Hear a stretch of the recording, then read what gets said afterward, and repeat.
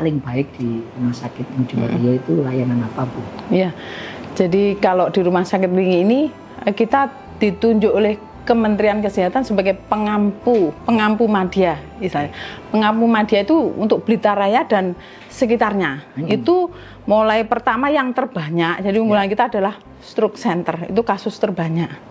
Stroke center nanti harapannya tentu angka kematian semakin menurun karena stroke. Kemudian anggaran berikutnya itu PONEK. PONEK itu untuk ibu melahirkan sama bayi yang baru lahir 1 bulan. Nah, itu menjadi unggulan karena kita bayi yang 800 gram itu teman-teman kita perawat itu luar biasa, bisa sebagian besar ya. Terakhir itu 800 gram anak ini sudah menjadi balita sehat.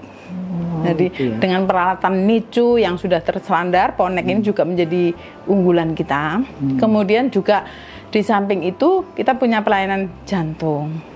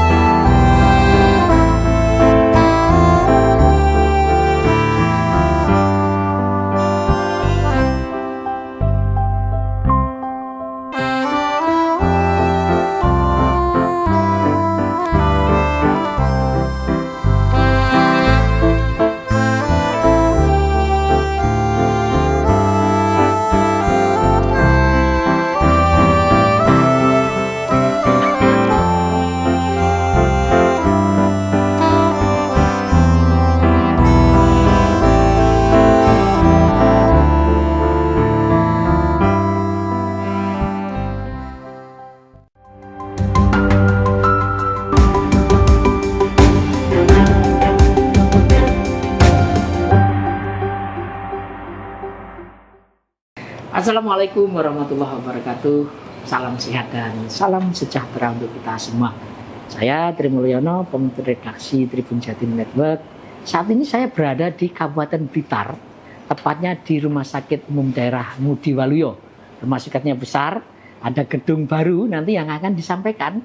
Kebetulan saya sekarang sudah bersama Bu Direktur Rumah Sakit Umum Daerah Mudiwaluyo, Ibu Dr. Endah Woro Utami. Selamat siang, Bu Woro. Selamat siang, Pak Tri. Cerah sekali, luar dan biasa. sekali. Amin, alhamdulillah. Baik, ya, Bu Woro, bisa disampaikan dulu sebelum kita ngobrol banyak hal, company profil dan kondisi saat ini di Rumah Sakit Mudiwaluyo. Jadi kalau namanya RSUD Mudiwaluyo Wlingi itu merupakan rumah sakit milik pemerintah Kabupaten Blitar.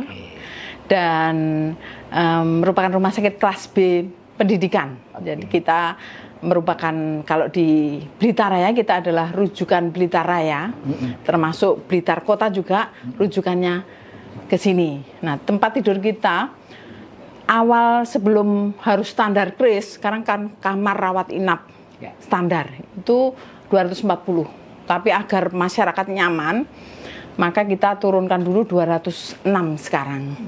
Nah, ada bangunan megah itu merupakan salah satu perwujudan kris. Jadi supaya masyarakat ngamar itu standarnya tempat tidurnya juga terstandar gitu. Nanti jumlahnya bed itu akan bertambah seiring keberadaan gedung baru atau masih sama seperti yang saat ini? Saat ini kalau 206 dengan tambah gedung di 8 lantai, bertambah tapi tidak banyak. Jadi prediksinya 220. Oke, 220. Kalau tenaga kesehatan sendiri, Dr. Woro, berapa yang bisa handle di rumah sakit? Kita tenaga kesehatan dari total ada 200. Totalnya ada 685. Itu sudah termasuk baik ASN maupun BLUD. Jadi BLUD masih ada dan tapi tidak terhitung yang outsourcing. Outsourcing itu driver, CLS sama satpam. Ya. Bu Woro, nah tadi sudah dijelaskan akan ada gedung baru. Barangkali bisa diceritakan, di-spill ini karena belum diresmikan ya. Layanan-layanan apa yang ada di gedung baru, juga mungkin layanan unggulan, Bu. Ya tentu semuanya unggulan lah ya. Tapi barangkali yang paling baik di Rumah Sakit Mudiwaluyo itu layanan apa, Bu? Iya. Jadi kalau di Rumah Sakit Wlingi ini kita ditunjuk oleh Kementerian Kesehatan sebagai pengampu madya istilahnya. Pengampu madya itu untuk Blitar Raya dan sekitarnya. Itu mulai pertama yang terbanyak. Jadi unggulan kita adalah stroke center. Itu kasus terbanyak. Stroke center nanti harapannya tentu angka kematian semakin menurun karena stroke. Kemudian anggaran berikutnya itu PONEK. PONEK itu untuk ibu melahirkan sama bayi yang baru lahir 1 bulan. Nah, itu menjadi unggulan karena kita bayi yang 800 gram itu teman-teman kita perawat itu luar biasa, bisa sebagian besar ya. Terakhir itu 800 gram anak ini sudah menjadi balita sehat. Jadi gitu ya. dengan peralatan NICU yang sudah terstandar, PONEK ini juga menjadi unggulan kita. Kemudian juga di samping itu kita punya pelayanan jantung. Di jantung ini nanti. yang penting. Ya. Itu juga salah satu case yang banyak sekali terjadi. Betul, poli jantung di Blitar ini per hari sudah di atas 100 pasien jantung. Ya mungkin Blitar karena suka blendrang itu ya. Blendrang terus apa lagi itu? Itu pemicunya. Dan ini pentingnya gini Bu, kan ini penanganan kasus jantung itu kan butuh waktu cepat ya Bu ya. Betul. Kalau di sini sudah ada, artinya nggak perlu lagi jauh ke Surabaya, ke Malang gitu ya.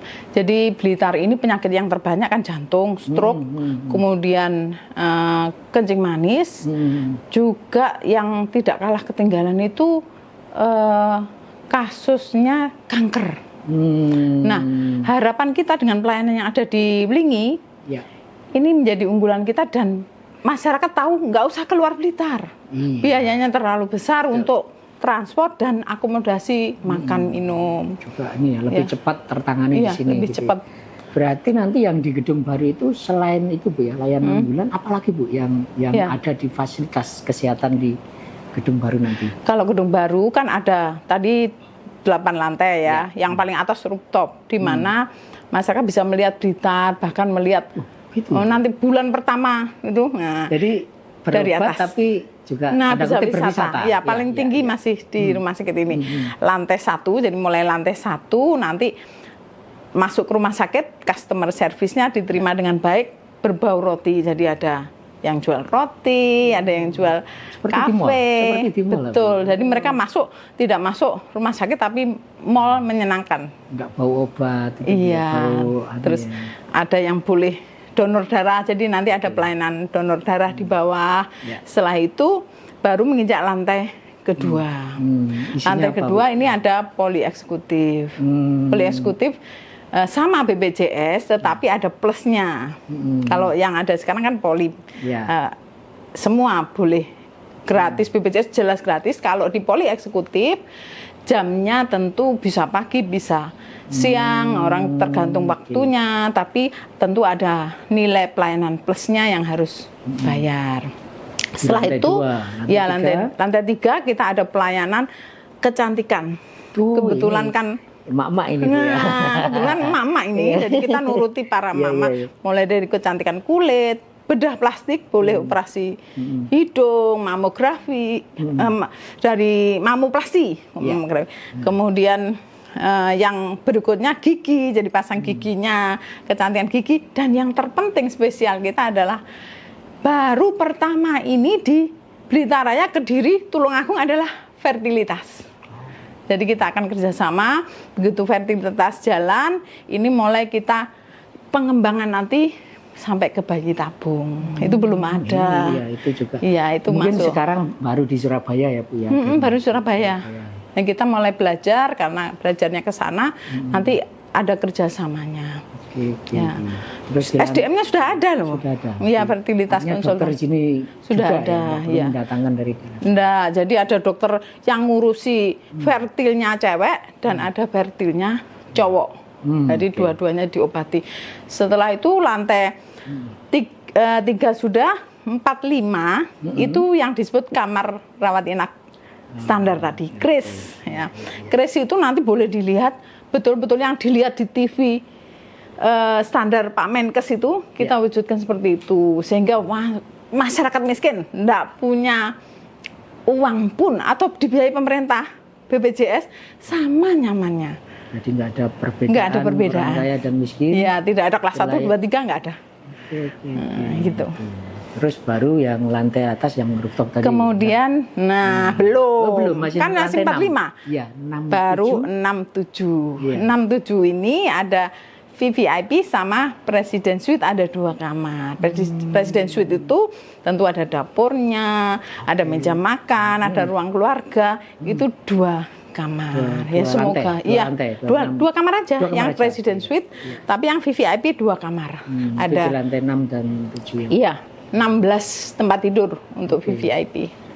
Ya. Kita berharap, tentu kita berharap nggak ingin sakit juga ya Bu. Tapi Iya. ketika sakit kita berharap dapat pelayanan yang istimewa. Betul. Bu Woro, ini kan tadi sudah jelaskan fasilitasnya oke, tapi kan semuanya itu butuh biaya, butuh bangunan Iya. gitu ya. Tetapi sekarang ini kan ada fasilitas kesehatan. Saya ingin penegasan lagi kepada Bu Woro bahwa kesehatan itu bisa dijangkau murah, tapi tidak murahan. Nah, Betul. bagaimana mengelola ini Bu Woro? Ini kan rumah sakit juga butuh biaya operasional. Nah, terus bagaimana agar bisa survive? Sementara banyak sekali pasien dari BPJS juga. Ya, kalau kita melihat terakhir pasien BPJS itu sekitar 75% kita. Ya, artinya pasien BPJS ini kalau sekarang orang menyampaikan, waduh BPJS betul-betul menekan pembiayaan. Tapi bukan berarti kami tidak bisa bergerak, kami adaptasi. Adaptasi bergeraknya bagaimana? Dengan cara efisiensi dari segi obat, salah satu contoh. Obatnya betul-betul efisiensi.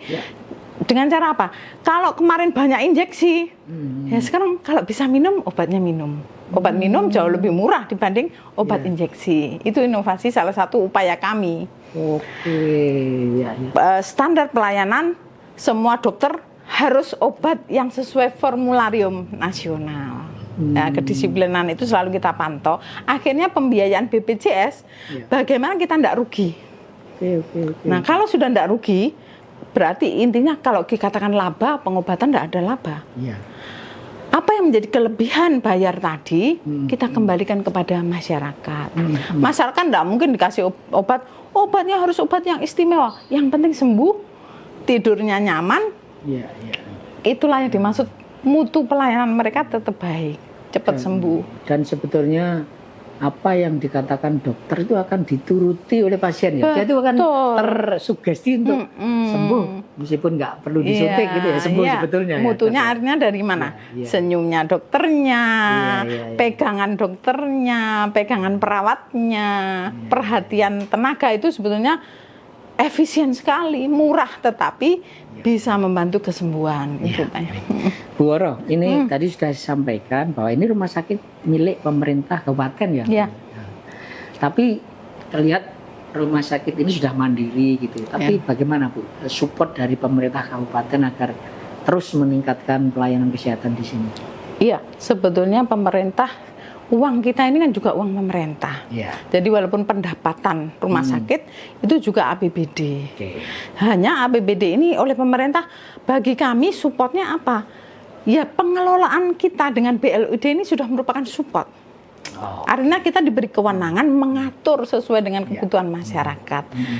Intinya tetap menjalankan visi yang sudah ditetapkan pimpinan daerah. Kalau sekarang pimpinan berganti, maka visinya apa? Kita mengarah ke sana. Salah satu contoh visinya Bapak Bupati, pembiayaan gratis lansia. Nah, bagaimana tidak hanya BPJS, kalau kita BPJS beda, belum 100% tercover kabupaten. Tetapi bagaimana para lansia ini bisa mendapat pengobatan yang baik, yang tentu saja yang mampu, mereka bisa BPJS mandiri, bisa pembiayaan. Kalau orang putranya di luar negeri, pasti pengennya Presiden Suite, VVIP. Tapi kalau tidak, apapun itu lansia itu harapan Bapak Bupati pengobatan bisa terjangkau. Nah, itu visi di mana rumah sakit mendukung pimpinan. Tapi pembiayaan, jadi dukungan pemerintah, pembiayaan yang kita kelola sendiri. Jadi tidak diambil Pemda, tapi pendapatan kembali. Lebihnya untuk masyarakat. Nah, yang terlebih lagi bahwa kita ASN, gaji itu dari APBD yang bukan pendapatan kita. Itu sebetulnya dukungan itu ya, yang besar. Itu juga besar. Ya. Baik. Bu Woro, saya lihat, saya ngecek juga ya di websitenya Rumah Sakit umum daerah Ngudi Waluyo ini cukup dikelola dengan baik ya secara Iya. digital. Nah, ini barangkali bisa diceritakan bagaimana peran teknologi digital ini bisa meningkatkan kualitas layanan di RSUD Ngudi Waluyo. Oke, ya. Berbicara ini pas sekali ini judul disertasi saya loh ini. Jadi saya meneliti Keren, juga itu. Ini Bu Dokter, Jadi, calon dokter dan dokter. Ya, bagaimana? Karena kita masyarakat kan kalau Blitar kan masih rata-rata pendidikan SMP. Siap. Bagaimana digital bisa masuk? Itu memang rumah sakit waktu itu berat sekali. Salah satu contoh bagaimana perubahan digital mulai pasien masuk IGD. Mulai pasien masuk daftar antrian. Itu sudah digital. Oke. Lah kita ngajari itu dengan inovasi kami Grebek JKN. Jadi kita Namanya pagi Grebek JKN, nama aplikasinya ya? Bu? Iya, bukan aplikasinya. Tagline-nya ya? Kita Grebek itu maksudnya masyarakat kan rodok gaptek. Iya, Nah, iya. ada yang pinter, ada yang Iya. Nah, itu Grebek itu teman-teman kita di pagi itu dampingi daftar mereka untuk bisa digital. Kalau sistem digitalnya mulai kita pakai Anoman, jadi daftar tanpa antrian. Kemudian JKN Mobile itu sudah digital, sudah nggak ada kertas lagi, tidak ada antrian.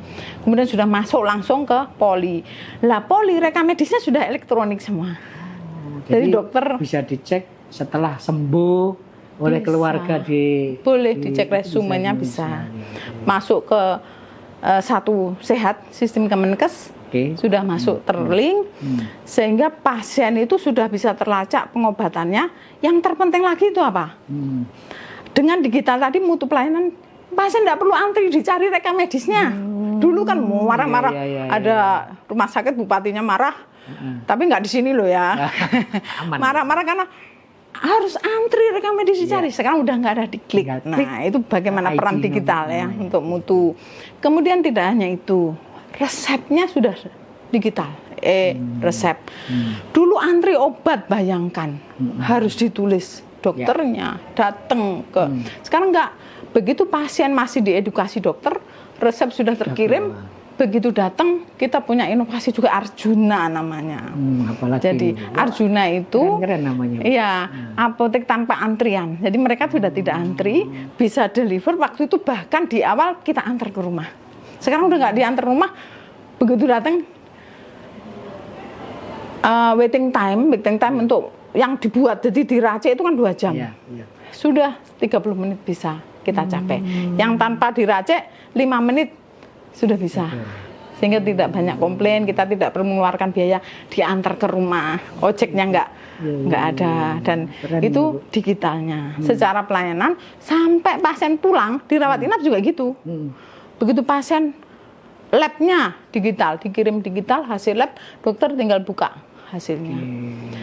Dan yang terpenting lagi adalah bahwa tidak hanya di pelayanan, kami manajemen punya digital. Mulai perencanaan, jadi perencanaan ini inovasi kami Sisir Putri. Jadi namanya Sisir Putri. Tadi Arjuna. Arjuna ya. Sisir Putri itu bahwa sekarang transparan kita. Perencanaan kebutuhan di ruangan, obat butuh apa, itu harus masuknya digital.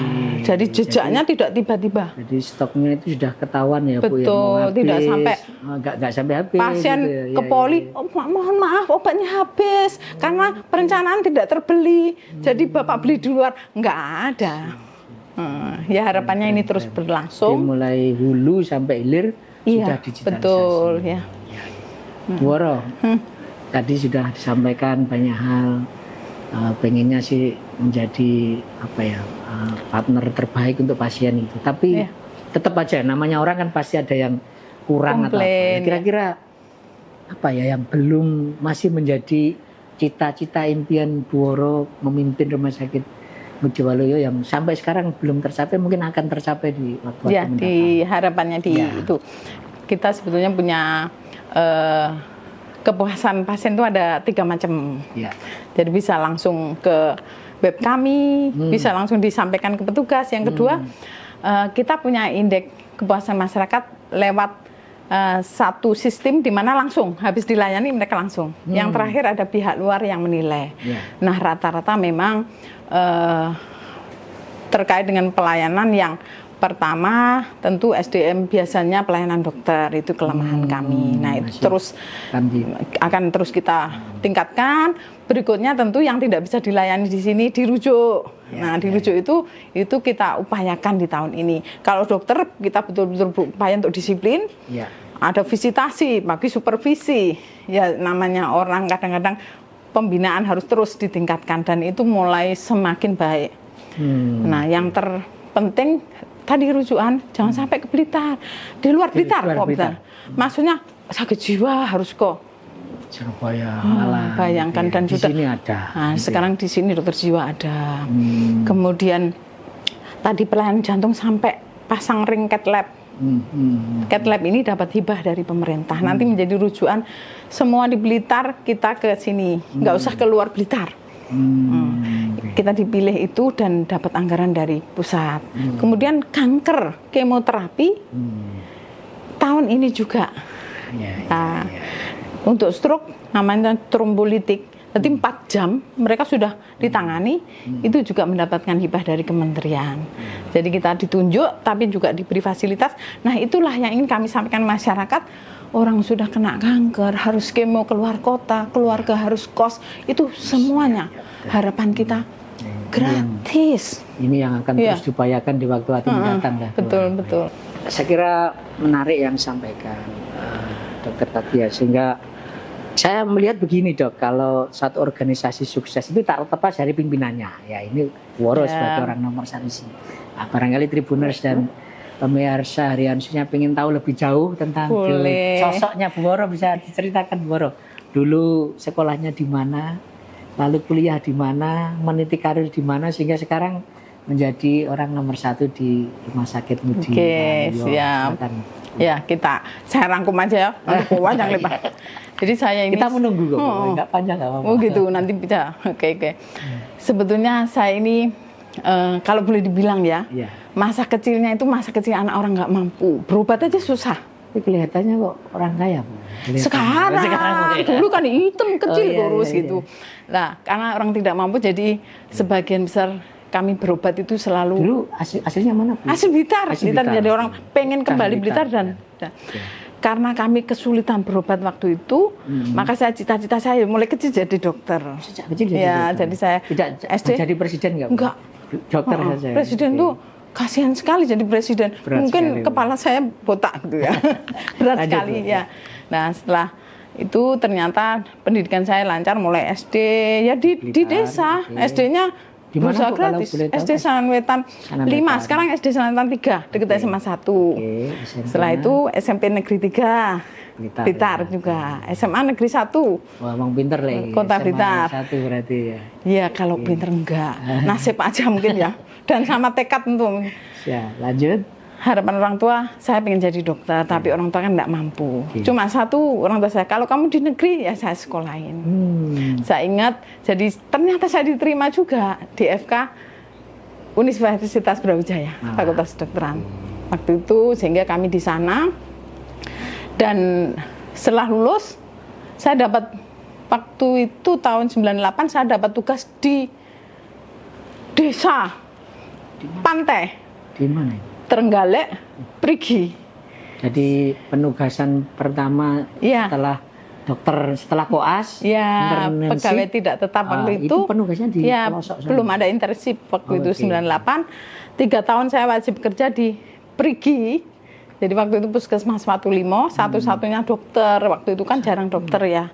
Jadi kepala puskesmas nyambi di sana. Satu-satunya dan paling cantik ya Bu ya. Kayaknya gitu. Cewek, artinya kita tahu. Iya, dokternya sulit, nggak ada lagi. Cewek gitu, 24 jam harus nangani. Betul, 24 jam kita. Berapa tahun Bu di sana? Di sana 3 tahun. Setelah itu 2002 diterima pegawai negeri di Trenggalek juga di Panggul. Panggul itu perbatasan Pacitan sama Trenggalek, di mana jalannya masih kecil waktu itu tahun segitu. Iya, pernah masuk jurang itu liku-liku kami waktu itu. Tapi ya hidup, maksud saya ambulannya yang itu pernah saya ngerujuk. Itu ya. Iya, sampai segitu. Bahkan naik sepeda motor pernah melundung itu karena jalannya masih itu. Padahal jadi nggak mudah. Ya, sudah dokter ya.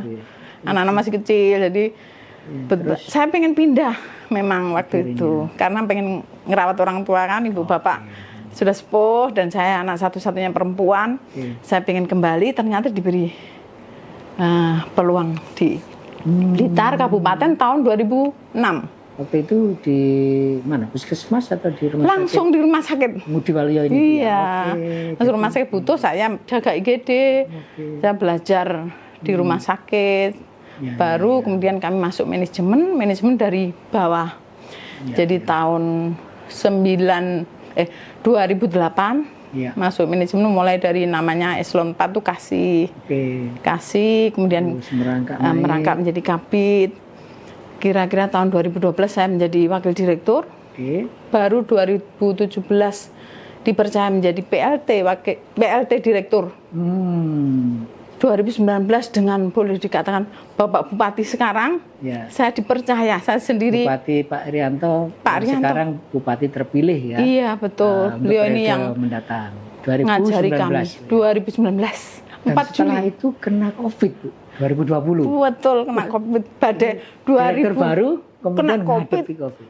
Oke. Seperti badai. Ya, ya, ya. Tapi ya itulah Alhamdulillah ya. ujian Blitar kita. termasuk yang terbaik penanganan ya waktu itu. Waktu itu kita ya pada prinsipnya kalau dikatakan terbaik nggak ada, kalau COVID nggak ada zaman. Iya, betul, betul.